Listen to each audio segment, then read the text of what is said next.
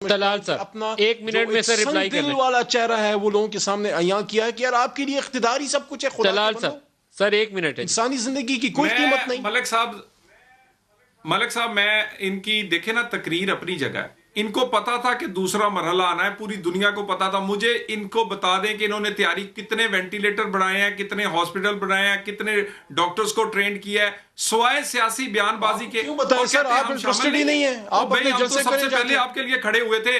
اگر آپ کی ایگو اتنی بڑی ہے کہ کشمیر ہو یا پاکستان, آپ کی ایگو بڑی ہے. اتنے جلسوں کا شوق ہے تو کھولنے ذرا آزاد کشمیر کو کیوں بند کیا ہوا ہے؟ عمران خان کی ایگو کشمیر اور کرونا سے بڑی ہے. وہ ملنا نہیں چاہتا کسی کو. جن کی ایگو اتنی بڑی ہو ان کو پاکستانیوں کی جان کی کیا پرواہ ہے.